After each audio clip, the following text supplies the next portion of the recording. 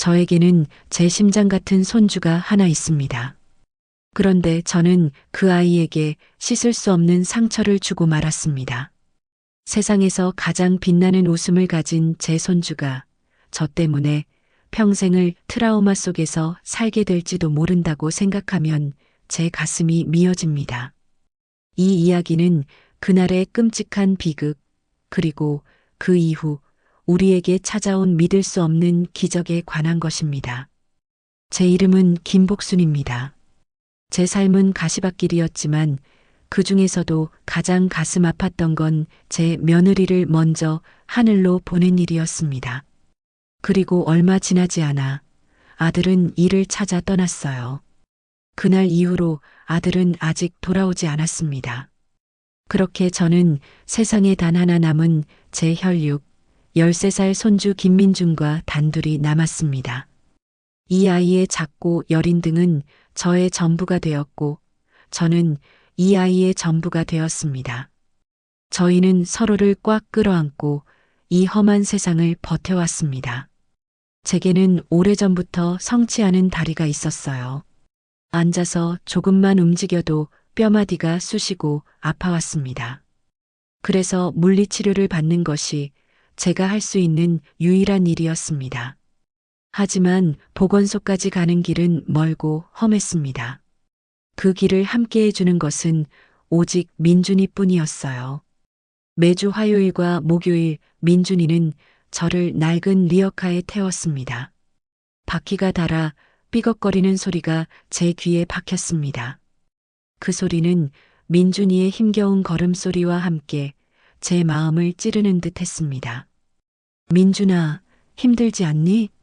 저는 혹시나 아이가 힘들어할까봐 자꾸만 마음이 쓰였습니다.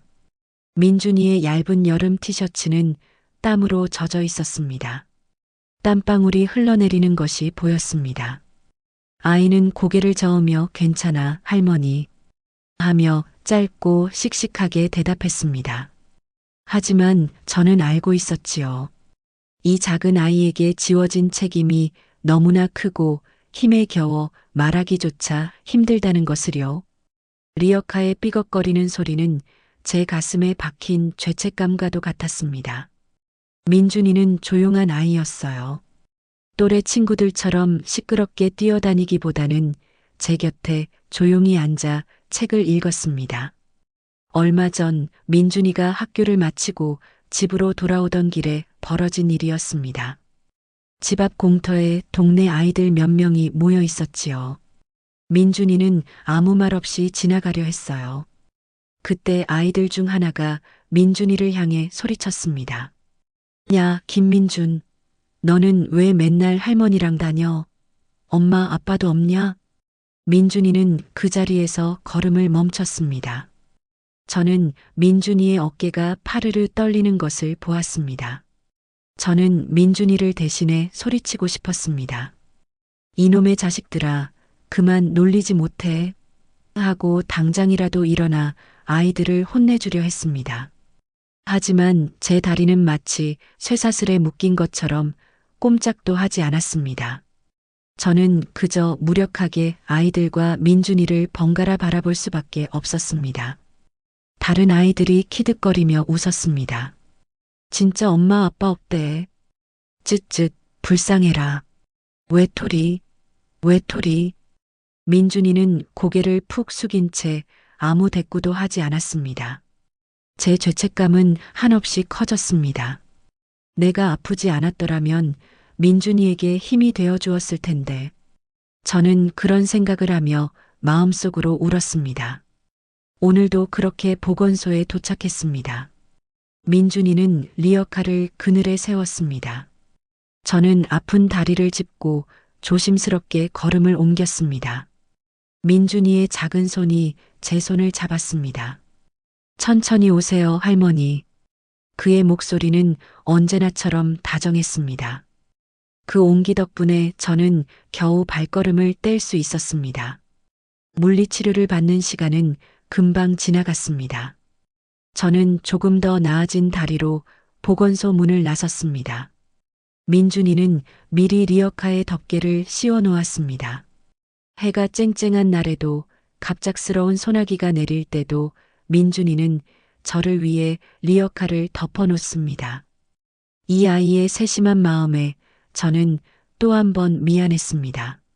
집으로 돌아가는 길 저는 불안한 마음이 앞섰어요. 해가 지고 있었기 때문입니다. 어서 가자, 민준아. 해가 다 지겠다. 제 마음이 급해졌습니다. 민준이는 제 마음을 읽었는지 리어카 손잡이를 더욱 꽉 잡았습니다. 그의 발걸음은 빨라졌습니다. 하늘은 점점 어두워지고 있었습니다.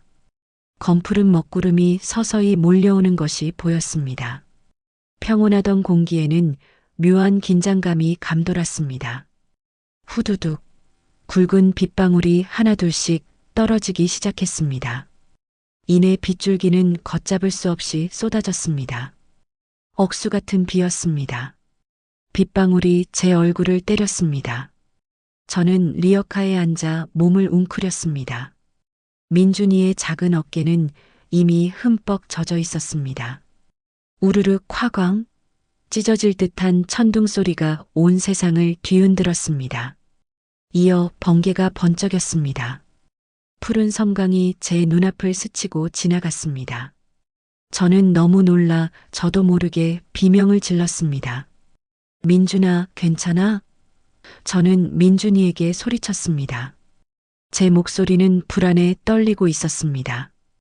그때 민준이의 목소리가 들렸습니다. 괜찮아요, 할머니. 할머니는 너무 가벼워서 걱정이에요. 밥을 더 많이 드셔야겠어요. 빗소리에 묻힐까봐 민준이는 더욱 크게 외쳤습니다. 그 아이의 씩씩한 목소리에 제 불안은 잠시나마 가라앉았습니다. 하지만 그 순간 번개가 하늘을 찍고 제 위로 떨어졌습니다. 마치 저를 노린 것처럼 말입니다. 눈앞에 번쩍이는 섬광과 함께 온몸에 짜릿한 고통이 느껴졌습니다. 민준 저는 간신히 손주의 이름을 부르고 그대로 정신을 잃고 리어카 바닥에 쓰러졌습니다. 민준이는 놀라 리어카를 멈췄습니다. 할머니, 할머니, 제 몸을 흔드는 민준이의 목소리가 희미하게 들려왔습니다. 하지만 저는 꼼짝도 할 수 없었어요. 민준이의 울음소리는 더욱 커졌습니다. 그는 저를 흔들고 또 흔들며 계속해서 제 이름을 불렀습니다. 할머니, 정신 차리세요. 민준이는 눈물을 뚝뚝 흘리며 리어카를 끌고 다시 달리기 시작했습니다. 그의 발걸음은 아까보다 훨씬 더 절박해 보였습니다. 억수 같은 비를 맞으며 민준이는 울고 또 울며 집으로 달렸습니다. 겨우 집에 도착했습니다. 민준이는 젖은 몸으로 제 몸을 끌어안고 다시 한번 흔들었습니다. 할머니, 제발 제발요. 그의 목소리는 절망으로 가득했습니다. 저는 눈을 뜰 수 없었어요. 민준이는 어쩔 줄 몰라 하며 밖으로 뛰어나갔습니다. 곧 옆집 젊은 부부가 달려왔습니다. 그들은 저를 방으로 옮겨 이불을 덮어주었습니다. 하지만 저는 여전히 미동도 없었습니다. 민준이는 제 손을 잡고 밤새 울었습니다. 하나 남은 혈육인 할머니가 돌아가셨다고 생각한 모양입니다. 할머니, 저 혼자 어떻게 살아요? 흐느끼는 민준이의 목소리가 제 귀에 맴돌았습니다. 제 손을 잡은 민준이의 작은 손이 따뜻했습니다. 그 따뜻한 온기 속에서 민준이는 울다 지쳐 잠이 들었습니다. 그 시각 저는 칠흑 같은 어둠 속을 걷고 있었어요. 저를 이끄는 이는 검은 옷에 검은 갓을 쓴 저승사자였습니다. 저는 힘없이 그를 따라갈 뿐이었습니다. 제 발걸음은 무거웠습니다. 하지만 몸은 깃털처럼 가벼웠어요. 제 마음은 온통 민준이에게 가 있었습니다. 홀로 남겨질 민준이의 울음소리가 아직도 제 귀에 생생하게 들리는 듯 했습니다. 나는 못 갑니다. 내 손주를 두고는 못 가요. 저는 간절하게 말했습니다. 하지만 저승사자는 뒤도 돌아보지 않았어요. 그는 그저 길을 재촉할 뿐이었습니다. 저는 어쩔 수 없이 그를 따라 작은 배에 올라탔습니다. 배는 조용히 강을 건넜습니다. 저승의 강은 차갑고 어두웠습니다. 강 건너편에는 희미한 빛이 보였습니다. 그 빛을 향해 가는 동안 제 마음은 더욱 불안해졌습니다. 민준이가 제 마지막 모습을 어떻게 기억할지, 이 세상에 혼자 남겨진 아이가 어떻게 살아가게 될지, 저는 아무것도 할 수 없다는 사실에 고통스러웠습니다. 마침내 배에서 내려 걸음을 옮겼습니다. 거대한 문이 나타났고 저는 그 문을 통과했습니다. 안에는 붉은 옷을 입은 염라대왕이 앉아 있었습니다. 염라대왕은 제 앞에서 긴 두루마리를 펼쳤습니다. 김복순, 명이 다하지 않았구나. 아직 이승에서 할 일이 남았으니 돌아가거라. 염라대왕의 목소리는 위엄이 있었습니다. 하지만 저는 그 말을 듣고 화가 치밀어 올랐습니다. 돌아가라고요? 이 일이 다 당신 때문인데 돌아가라니요. 저는 염라대왕 앞으로 다가서며 소리쳤습니다. 내 손주가 얼마나 충격을 받았는지 알기나 해요? 저는 눈앞에서 번개를 맞고 쓰러졌고 그 아이는 제가 죽은 줄 알고 밤새 울었어요. 당신이 제 명을 함부로 가지고 놀아서 내 손주에게 평생 씻을 수 없는 상처를 준 거란 말이에요. 염라대왕은 제 예상과 달리 당황한 기색이 역력했습니다. 아니, 이미 일어난 일을 어쩌겠느냐. 그건 천재지변이었다. 그가 진땀을 흘리며 말했습니다. 닥치시오. 내 손주가 얼마나 울었는지 내 눈으로 똑똑히 보았단 말이에요. 저는 더욱 목청을 높여 소리를 질렀습니다. 제 눈에서는 뜨거운 눈물이 쏟아졌습니다. 이 모든 고통의 원인이 이 위험 있는 존재에게 있다는 생각에 저는 주체할 수 없는 분노를 느꼈습니다. 염라대왕은 저의 모습에 할 말을 잃었습니다. 그는 결국 한숨을 쉬며 말했습니다. 그래. 그렇다면 내 소원 하나를 들어주겠다. 어떻게 하면 좋겠느냐? 저는 순간 하던 말을 멈추고 생각했습니다. 다시 민준이에게 돌아간다 해도 여전히 아픈 몸으로 아이의 짐이 될 뿐이야. 민준이가 학교를 마치고 집에 왔을 때 여전히 병마와 싸우고 있겠지. 다시는 민준이가 저를 위해 힘들어하는 모습을 보고 싶지 않았습니다. 저는 염라대왕의 눈을 똑바로 보았습니다. 제 소원은 몸에 아픈 곳이 없는 천하장사가 되는 것입니다. 염라대왕의 눈이 커졌습니다. 그는 저의 소원을 들으며 혼란스러운 표정을 지었습니다. 저는 제 손주를 지키기 위해 더는 무력한 할머니로 살고 싶지 않았습니다. 이 소원만이 민준이에게 씻을 수 없는 상처를 준 저의 죄책감을 조금이나마 덜어낼 수 있는 유일한 방법이라고 생각했습니다. 저는 염라대왕이 제 소원을 들어주리라 굳게 믿으며 그를 바라보았습니다. 저는 눈을 떴습니다. 칠흑 같던 어둠은 사라지고 익숙한 제 방의 천장이 보였습니다. 희미한 새벽빛이 창문 틈으로 스며들고 있었습니다. 제 손에는 누군가의 따뜻한 온기가 느껴졌습니다. 고개를 돌리자 제 손을 꼭 잡고 밤새 울다 지쳐 잠든 민준이의 얼굴이 보였습니다. 저는 숨을 죽였습니다. 아이의 얼굴에는 아직 눈물 자국이 선명했습니다. 제 손을 놓지 않으려는 듯 꽉 잡은 손은 떨리고 있었습니다. 제 가슴이 찢어지는 듯 아팠습니다. 내가 죽은 줄 알고 이 아이가 얼마나 두려웠을까.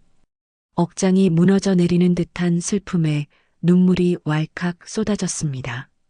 저는 소리 없이 울었습니다. 한참을 그렇게 흐느끼다 저는 문득 제 몸에 느껴지는 이상한 힘에 정신을 차렸습니다. 그렇게 아프던 다리가 아프지 않았습니다. 손가락 하나 까딱하기 힘들었던 몸에 마치 새로운 힘이 솟아나는 것 같았습니다. 저는 조심스럽게 몸을 일으켰습니다. 삐걱거리던 뼈마디의 통증이 거짓말처럼 사라졌습니다. 저는 그대로 멍하니 서 있었습니다. 믿을 수 없는 일이었습니다. 제 눈앞에는 아직도 제 손을 잡은 채 잠든 민준이가 있었습니다. 저는 조심스럽게 민준이의 손을 풀고 일어섰습니다. 아프던 다리가 아무렇지 않다는 사실이 실감나지 않았습니다. 저는 쿵, 쿵, 쿵 마룻바닥을 딛는 제 발소리를 들었습니다. 그동안 제가 냈던 삐걱거리는 소리와는 다른 든든하고 힘 있는 소리였습니다. 저는 민준이에게 다가갔습니다. 그리고 두 팔로 번쩍 들어 올렸습니다. 가볍게 단숨에 들어 올린 것입니다. 저는 민준이를 조심스럽게 눕히고 이불을 덮어주었습니다. 그동안 아파서 제대로 걷지도 못하던 몸에 솟아나는 힘을 느끼며 저는 기쁨에 겨워 웃었습니다. 눈물과 웃음이 뒤섞였습니다. 염라대왕이 소원을 이루어 준 것입니다. 저는 이제 더 이상 무력하지 않았습니다. 저는 이제 민준이의 짐이 아니었습니다. 저는 곧장 집안일을 시작했어요. 이른 새벽이었지만 저는 피곤하지 않았습니다. 때가 낀 창문을 닫고 묵은 빨래를 삶아 널었어요. 보건소에 가느라 미뤄두었던 집안일을 단숨에 해치웠죠. 제 손길이 닿는 곳마다 먼지가 사라지고 깨끗한 윤기가 났습니다. 집안 곳곳이 저의 활기찬 손길로 빛나기 시작했습니다. 저는 손주가 잠에서 깨어날 때 세상에서 가장 깨끗하고 따뜻한 집을 보여주고 싶었죠. 무엇보다 이제 제가 힘이 되어줄 수 있다는 것을 보여주고 싶었습니다.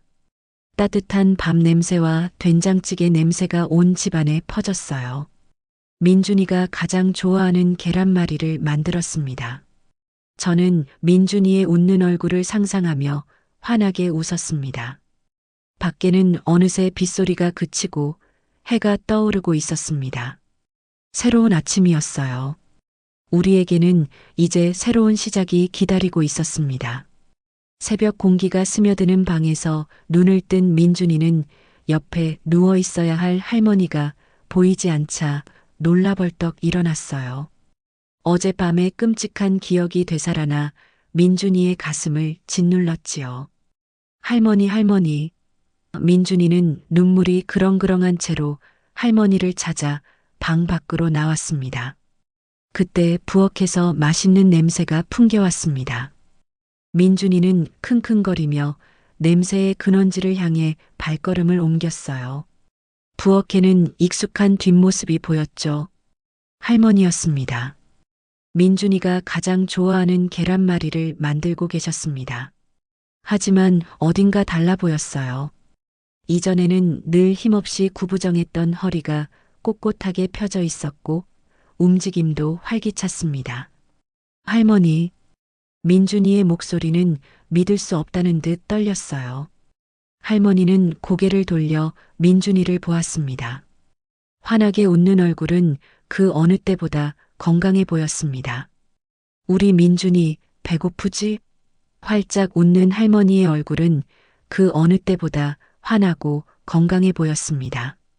민준이는 할머니가 살아 돌아온 기적에 눈물이 핑 돌았어요. 민준이는 할머니에게 달려가 와락 안겼습니다. 할머니의 든든한 품에서 민준이는 더 이상 불안해하지 않아도 된다는 것을 느꼈습니다. 할머니, 괜찮아요? 민준이가 조심스럽게 물었습니다. 할머니는 민준이의 머리를 쓰다듬으며 말했습니다. 그럼 괜찮고 말고. 이제 할머니는 민준이 옆에서 평생 든든한 나무가 되어줄 거야. 민준이는 할머니의 따뜻한 말에 고개를 끄덕였죠. 어젯밤의 공포는 어느새 사라지고 그 자리에 안도감과 기쁨이 가득 찼습니다. 할머니는 그날 아침 민준이를 위해 맛있는 아침밥을 차렸습니다. 오랜만에 보는 할머니의 활기찬 모습에 민준이는 눈을 떼지 못했습니다. 민준이는 그동안 할머니 때문에 걱정했던 마음을 모두 잊고 행복한 표정으로 밥을 먹었어요. 할머니는 그동안 아파서 제대로 해주지 못했던 것들을 해주기 위해 노력했습니다. 아침 일찍 일어나 민준이의 도시락을 싸고 학교 갈 준비를 도와주었어요. 그날 이후 두 사람의 삶은 완전히 달라졌습니다. 낡은 리어카는 더 이상 두 사람의 삶의 무게를 상징하지 않았습니다. 할머니는 힘 넘치는 두 다리로 민준이와 함께 동네를 걷고 시장을 보러 갔습니다. 민준이는 학교에서 돌아오면 이제 힘이 솟는 할머니와 함께 산책을 하기도 하고 밥을 먹을 때면 항상 할머니, 저 이제 걱정 안 해요. 할머니가 제 옆에 있어서 너무 든든해요. 라고 말하며 할머니를 기쁘게 했습니다. 그러던 어느 날 오후 장을 보고 집으로 돌아오는 길이었어요. 시장 골목을 지나는데 익숙한 얼굴이 보였습니다. 얼마 전 민준이를 놀리던 아이 중 한 명이었죠. 그 아이는 덩치만 한 짐을 들고 낑낑거리고 있었어요. 그것은 아이에게 너무나 무거워 보였습니다. 아이는 그것을 끌어안고 끙끙거리다가 결국 바닥에 주저앉았습니다. 눈에는 눈물이 그렁그렁했어요. 저는 그 아이의 모습을 보며 가슴이 아팠어요. 제 마음속에서 두 가지 감정이 싸웠습니다. 하나는 민준이가 겪었던 상처를 떠올리며 그 아이를 외면하고 싶은 마음이었고, 다른 하나는 힘겨워하는 아이를 그냥 지나칠 수 없는 마음이었습니다. 저는 그 자리에 멈춰서서 아이를 바라보았습니다. 그리고 천천히 아이에게 다가갔습니다. 아이는 저를 발견하고 놀란 듯 고개를 숙였어요. 할머니 아이의 목소리는 작게 떨렸습니다. 저는 아무 말 없이 아이 앞에 섰습니다. 그리고는 무거워 보이는 그 짐을 제 한 손으로 번쩍 들어 올렸습니다. 아이는 눈이 휘둥그레졌어요. 짐은 마치 깃털처럼 가벼웠어요. 저는 아이의 집 주소를 물었습니다. 아이는 멍하니 저를 바라보다가 겨우 입을 열었죠.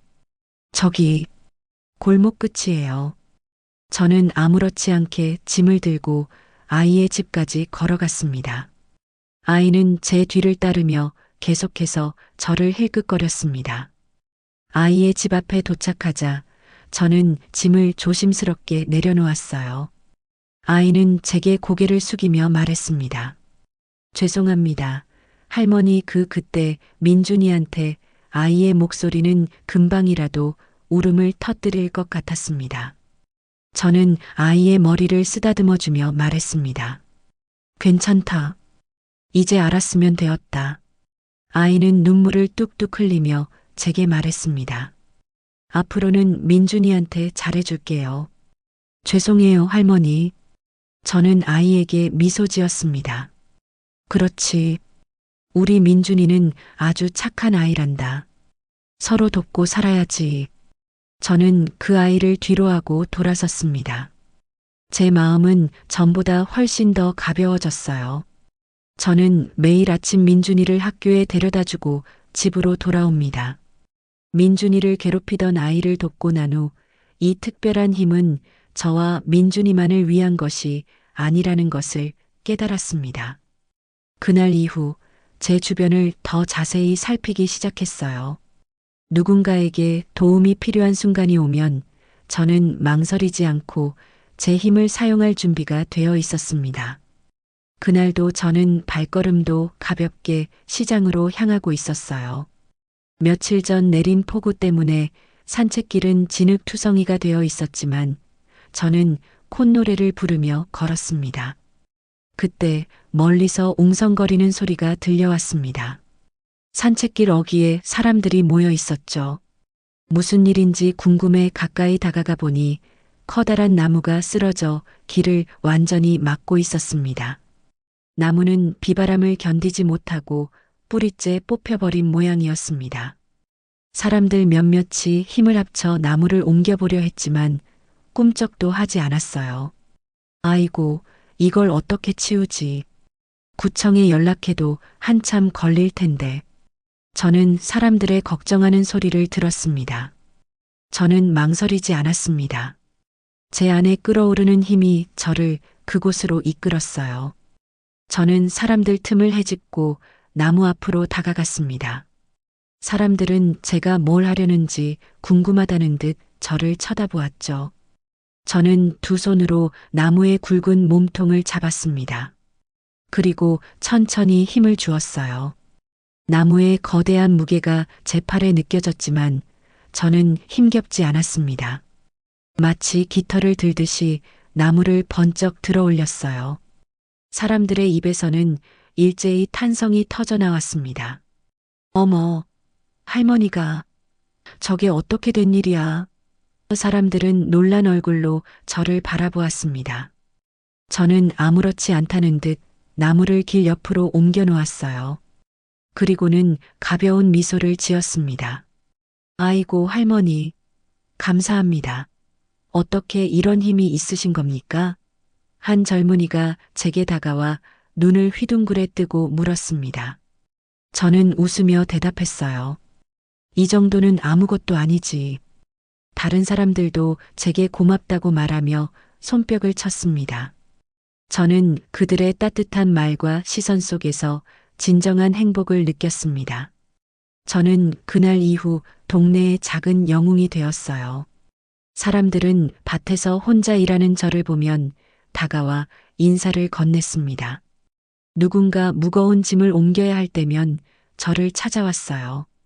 저는 그들의 부탁을 기꺼이 들어주었습니다. 민준이는 제가 사람들을 돕는 모습을 보며 말했습니다. 할머니, 이제 동네 사람들은 할머니를 천하장사 할머니라고 불러요. 민준이의 목소리에는 자부심이 가득했어요. 저는 그런 민준이를 보며 활짝 웃었습니다. 어느 날 저는 낯선 도시의 버스 터미널 앞에 서 있었습니다. 살던 동네를 벗어나 본 것은 아주 오랜만이었죠. 복지관에서 열리는 시니어 건강 박람회에 참석하기 위해 여기까지 온 것이었습니다. 도시의 냄새는 익숙하지 않았어요. 사람들의 발걸음은 저의 발걸음보다 훨씬 빨랐고 표정들은 모두 굳어 있었습니다. 저는 사람들을 피해 터미널 구석에 있는 벤치에 앉았어요. 점심시간이 되자 사람들이 우르르 쏟아져 나와 식당으로 향했습니다. 저는 집에게 챙겨온 김밥을 꺼내 먹으려 했어요. 그때 제 시선이 한 노숙자에게 머물렀습니다. 그는 허름한 옷을 입고 있었고 얼굴은 먼지로 뒤덮여 있었습니다. 그의 얼굴을 보는 순간 제 심장이 쿵 하고 떨어지는 것 같았어요. 마치 시간이 멈춘 듯 했습니다. 저는 김밥을 든 채 멍하니 그를 바라보았습니다. 그는 제 아들이었어요. 제 아들은 제 며느리가 세상을 떠난 후 절망에 빠져 집을 떠났습니다. 저는 그가 다시 돌아오리라 믿으며 매일같이 기도했습니다. 하지만 벌써 몇 년의 시간이 흘렀어요. 제 아들은 저의 기억 속 모습과는 너무 달랐습니다. 그의 눈은 삶의 의지가 사라진 것처럼 공허했습니다. 저는 벌떡 일어나 그에게 다가갔어요. 아들. 제 목소리는 떨렸습니다. 그는 제 목소리에 고개를 들었어요. 저를 보는 그의 눈은 놀라움과 동시에 깊은 수치심으로 가득 차 있었습니다. 그는 저를 피하려 몸을 돌렸어요. 저는 그의 팔을 잡았습니다. 그는 저를 뿌리치려 했습니다. 엄마, 저를 보세요. 아니야. 아들 괜찮아. 엄마, 제가 죄송해요. 아들은 제 얼굴을 피하고 벗어나려 발버둥 쳤습니다. 저는 제게 깃든 힘을 사용했습니다. 아들은 제 힘에 꼼짝할 수 없었지요. 저는 그의 얼굴을 제게 향하게 하고 말했습니다. 민준이가 이제 15살이야. 6학년이지. 내가 없어도 민준이는 아주 잘 크고 있어. 그리고 민준이는 널 매일 기다리고 있어. 제 말에 아들의 눈동자가 흔들렸어요. 그는 저를 똑바로 바라보았습니다. 제 눈에서는 눈물이 멈추지 않았습니다. 아들의 눈에서도 눈물이 흐르기 시작했습니다. 그는 무릎을 꿇고 제 품에 안겼어요. 아들의 몸은 뼈만 남아 있었습니다. 저는 아들의 마른 등을 쓸어주며 말했어요. 민준이가 기다리고 있어. 우리 집으로 돌아가자. 아들은 제 말에 고개를 끄덕였습니다. 우리는 그렇게 한참을 서로 끌어안고 울었습니다. 저는 아들을 일으켜 세웠어요. 그리고 아들의 손을 잡고 조심스럽게 집으로 향했습니다. 아들의 걸음은 불안해 보였어요. 낯선 세상에 던져진 아이처럼 그는 끊임없이 제 눈치를 보았습니다. 집이 가까워질수록 아들의 발걸음은 더욱 느려졌어요. 그는 제게 말했습니다. 엄마, 저 민준이를 볼 면목이 없어요.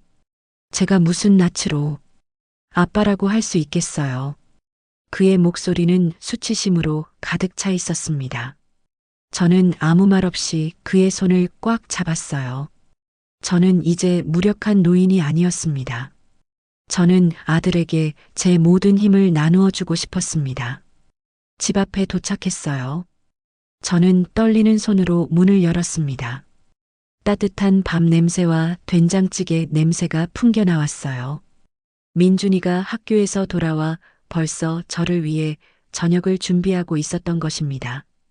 저는 문을 열고 조용히 말했습니다. 민준아, 할머니 왔다. 민준이는 고개를 돌렸어요. 저를 발견하고 활짝 웃으려던 그의 얼굴이 제 뒤에 서 있는 아들을 보고 굳어버렸습니다. 민준이의 눈은 커졌고 손에 들고 있던 숟가락이 딸그랑 소리를 내며 바닥에 떨어졌어요. 민준이의 시선은 아들의 초라한 행색과 텅 빈 눈동자로 향했습니다. 아들은 고개를 숙였습니다. 감히 민준이의 눈을 마주 볼 수 없었던 것입니다. 집안에는 침묵만이 흘렀습니다. 저는 그 침묵이 너무나도 길게 느껴졌어요. 아이에게 어떤 말을 해야 할까? 어떻게 아빠를 소개해야 할까? 저는 민준이의 손을 잡고 말했습니다. 민준아, 아빠다. 내가 늘 기다리던 내 아빠야. 제 목소리는 떨렸습니다. 민준이의 눈이 흔들렸어요. 그는 저를 보았습니다. 저는 민준이의 눈에 담긴 혼란과 슬픔, 그리고 그리움을 읽을 수 있었습니다. 민준이는 바닥에 떨어진 숟가락을 주었어요. 그리고는 천천히 아빠에게 다가갔습니다. 아들은 여전히 고개를 숙이고 있었어요. 민준이는 아빠의 손을 잡았습니다. 아빠 맞아요? 민준이의 목소리는 작고 떨렸습니다. 아들은 그 목소리에 고개를 들었습니다. 눈물이 가득한 그의 눈이 민준이의 눈과 마주쳤어요. 아들은 아무 말도 하지 못했습니다. 그는 그저 눈물만 흘렸습니다. 민준이는 아빠의 눈물을 닦아주었습니다. 그리고 말했어요. 아빠, 괜찮아요. 그 한마디에 아들의 어깨는 주체할 수 없이 떨렸습니다. 그는 무너져 내렸습니다. 아들은 그 자리에서 무릎을 꿇고 민준이를 끌어안았어요. 아들아, 아들아, 미안하다. 정말 정말 미안해. 아들의 울음소리는 절규에 가까웠습니다. 민준이는 묵묵히 아빠의 등을 토닥여 주었어요. 저는 그 모습을 지켜보며 아무 말도 하지 않았습니다. 그동안 제가 겪었던 모든 고통과 민준이의 아픔이 이 순간에 모두 사라지는 것 같았어요. 제가 천하장사가 된 것은 단순히 무거운 것을 들고 험한 일을 하기 위함이 아니었습니다. 이 힘은 가족을 다시 하나로 모으기 위한 신의 선물이었던 것입니다. 아들은 그렇게 집으로 돌아왔습니다. 민준이의 따뜻한 한마디에 꽁꽁 얼어붙었던 그의 마음이 녹아내린 것 같았어요. 하지만 처음 며칠 동안 집안에는 어색한 침묵이 흘렀습니다. 아들은 여전히 고개를 숙이고 있었고 민준이와 눈을 마주치려 하지 않았습니다. 저는 아들의 밥그릇에 수북이 밥을 퍼주며 말했어요. 이제 내 집이야. 편히 쉬렴. 하지만 아들은 밥그릇을 보고도 한참을 망설였습니다. 저는 그가 얼마나 큰 짐을 지고 있는지 알 수 있었습니다. 아들의 몸은 제가 알던 튼튼한 몸이 아니었어요. 뼈만 앙상하게 남은 그의 손을 볼 때마다 제 마음은 찢어졌습니다. 할머니, 아빠가 왜 말을 안 해요? 민준이는 조용히 제게 다가와 물었어요. 민준이의 눈에는 걱정이 가득했습니다. 저는 민준이의 손을 잡고 말했습니다. 아빠는 너무 오랜만에 집에 와서 어색한가 봐. 조금만 기다려보자.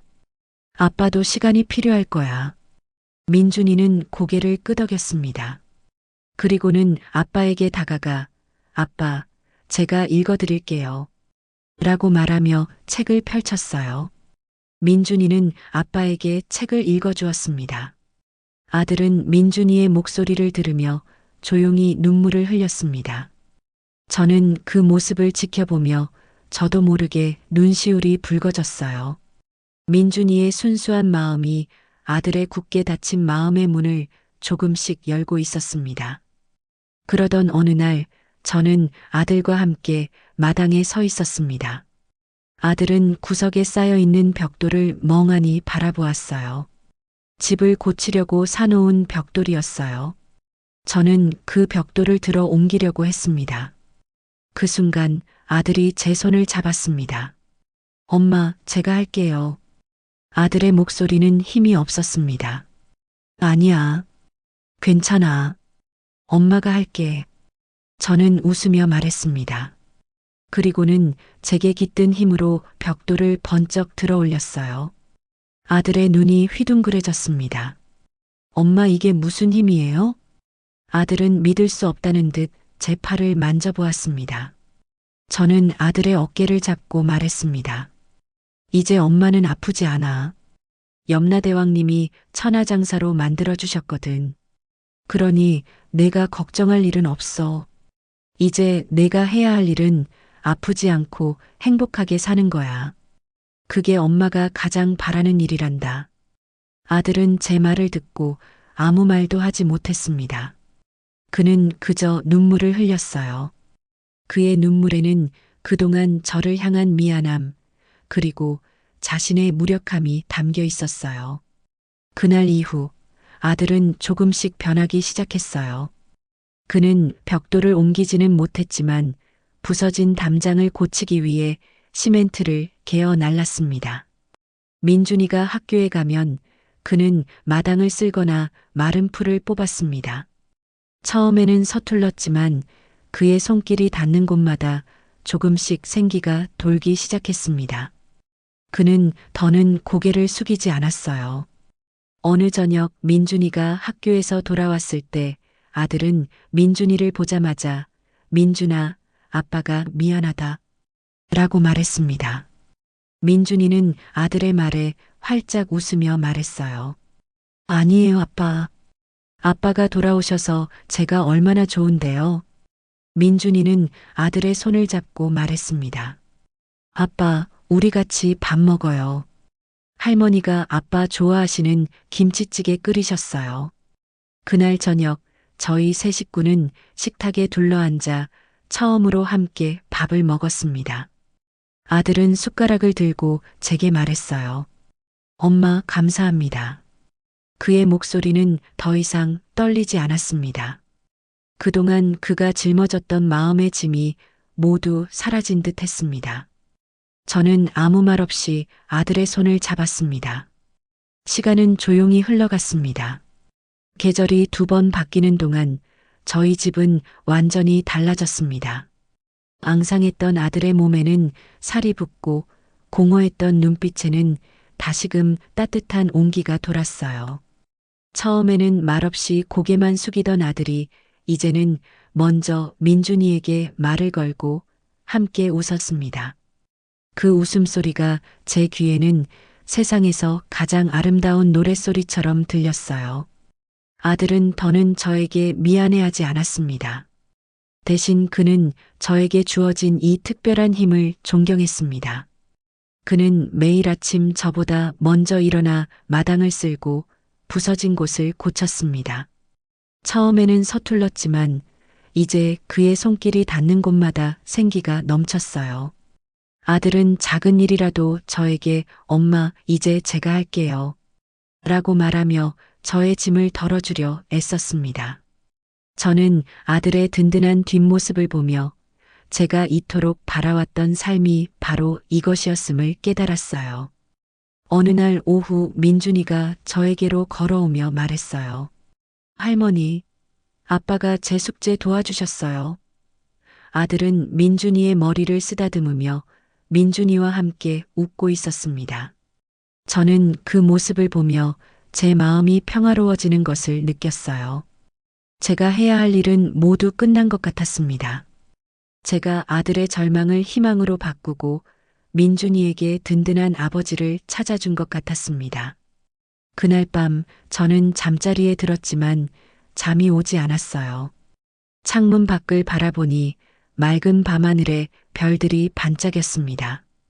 그날 번개가 치고 폭우가 쏟아지던 밤과는 너무나도 다른 풍경이었습니다. 그때의 저는 절망에 휩싸여 아무것도 할 수 없었어요. 하지만 이제 저는 제 힘으로 가족을 지키고 그들에게 웃음을 되찾아 주었습니다. 할머니의 이야기는 여기서 끝이 납니다. 이 이야기가 당신의 가슴에 따뜻한 울림을 남겼다면 구독과 좋아요로 채널을 응원해 주세요. 저희에게 큰 힘이 됩니다.